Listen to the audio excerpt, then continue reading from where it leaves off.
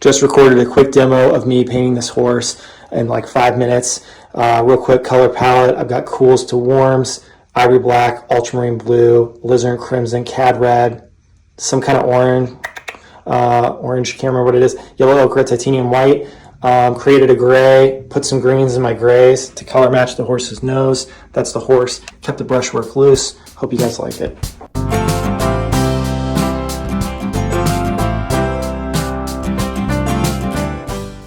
A good painting should have anywhere between 3 to 4 values. To separate those values, an easy way of doing that is mixing the paint before you start painting. And so here I'm mixing ultramarine blue with alizarin crimson. This is going to be my darkest color I use in my painting. You never want to go black or white. You never want to start with black or white, because once you go with black or white, you can't get any darker or lighter on your canvas. So my darkest value, again, is going to be the ultramarine blue and alizarin crimson. That's going to be the shadows and the horse. Next value is going to be the lighter value. It's going to be more of that mid-tone. It's going to be a mixture of cadmium red and orange that I'm mixing up there, little yellow ochre. A lot of times with animals, you're going to have more earthy yellows in there. So the yellow ochre is going to warm that up a little bit and make it a little earthier.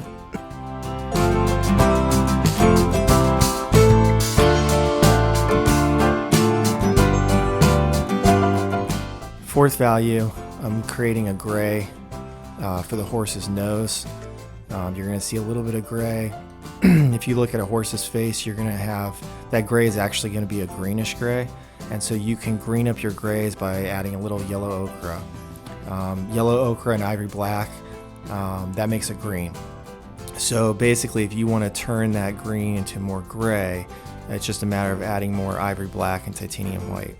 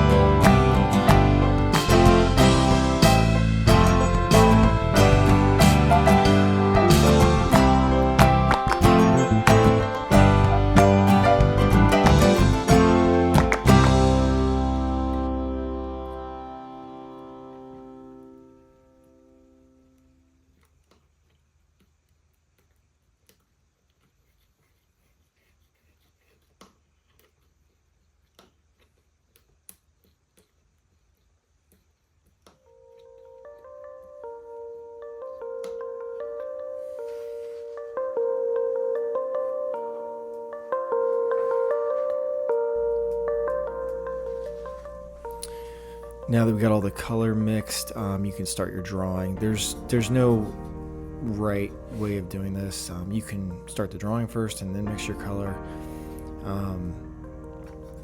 So the block end stage, you always want to work dark to light. In this case, I've started with my darkest value, the ultramarine blue and alizarin crimson.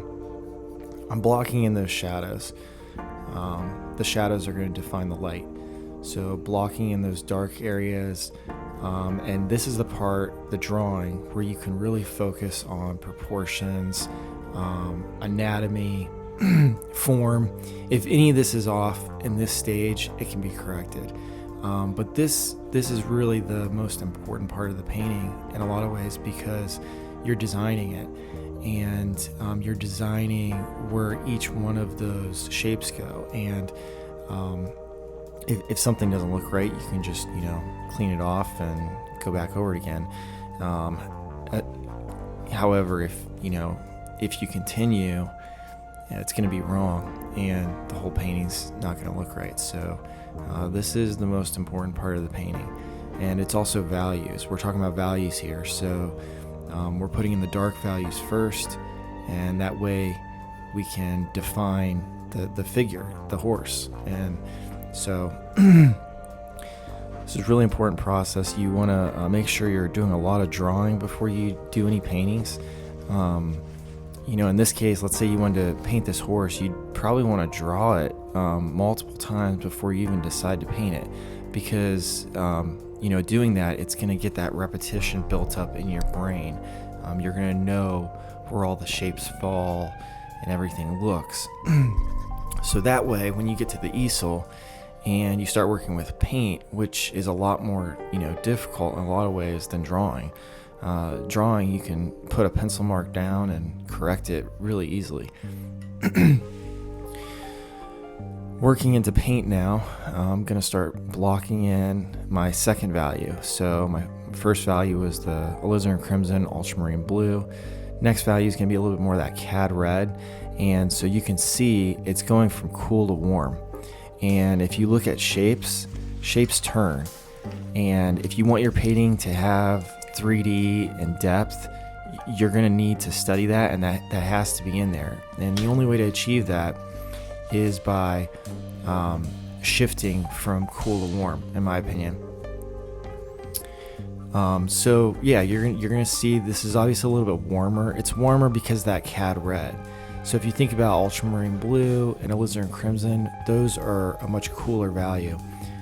Cad red's gonna be warm, and so where the light is hitting the back of the horse, you can see the values are lightening quite a bit. And I'm kind of going a little too hot here. It's actually a little too warm, but I can actually cool that down. So explaining what's going on here is this is a block in. So I'm blocking in the most distinct values, the strongest values. And you can kind of see a lot of the painting comes together pretty quickly in the block in.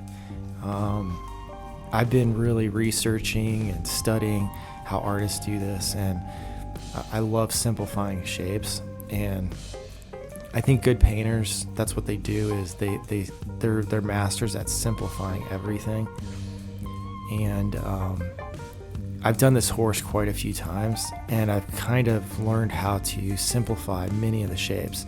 And that's why it's good to do studies. If you want to do a large painting and there's multi figures in there, multiple animals, it's good to do small studies of that, because you can see how you can simplify all those shapes. Because what a lot of times what I've encountered is when you go to tackle that project, it's very easy to get all those shapes commingled together. And doing little studies like this will really help that.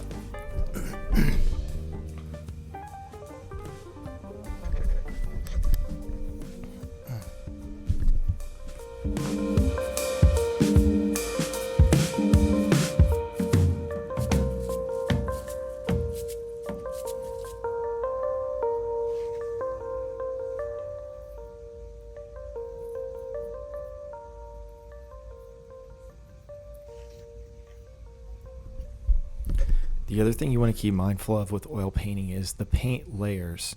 So you want to work thin to thick. So if you have a thinner layer, it's going to be much easier to apply thicker paint over a thinner layer, as opposed to, more paint over a thick layer. And you can do that too. You can push the paint around with oil paint. You can create effects, but that's going to be, in my opinion, that's a more advanced process of working, and it's very deliberate. So you really have to understand, if you're going to push two values up right next to each other, what that's going to do, because you don't want your paint to get muddied, and you don't want to lose those distinct shapes that we established in the block end. And blending, so people talk about blending a lot in oil painting, and you can certainly blend. And what I see is, and I've done this in the past, is, over blended. And if you are going to blend, you want to wait to the very end of the painting, really, to blend anything. And what blending is it's moving those hard edges to soft edges. And it's good to have a lot of both in your painting. You want a lot of soft edges and hard edges. So if you look at this horse, the way the light hits its face, there's a really sharp edge on that shadow against the blaze on its face. So that would be a hard edge, as opposed to a soft edge, which could be more around the shoulder there as the forms turn. So pay attention to that.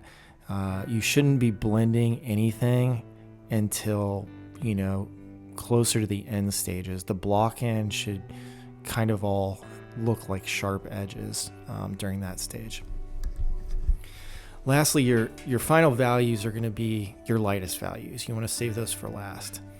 And for example, the blaze on the horse, that's going to be the purest, whitest, brightest value in this entire painting. And I'm going to wait to the very end to apply that, and it's really going to pop. And it's those types of things that make your painting, really sing. If you think about paintings in terms of music, each color is a musical note, and musical notes are defined by the preceding and the notes that come before and after it. And similar to with painting, all those colors as they lay next to each other on the canvas, they all have their own signature, like musical signature or note. And you'll hear really good painters, they'll talk about keying their painting, and that's what they're doing. They're keying in certain values and colors, and checking those and seeing how they look next to each other. And that's what you want to do. That's what you want to do to make a really good painting that sings when you're done with it. It takes time.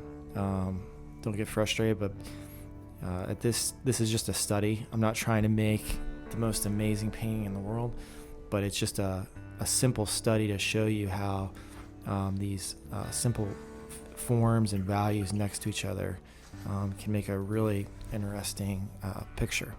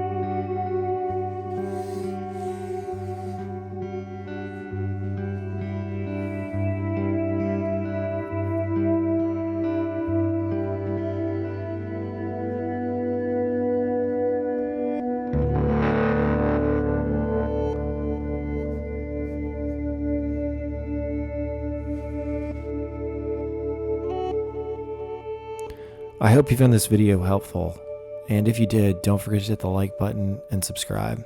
Also leave comments below. I'd love to hear what challenges maybe you're facing in your paintings. If you're interested in more of my work, you can head over to my website, liammatthew.com, or follow me on Instagram at liammatthewart.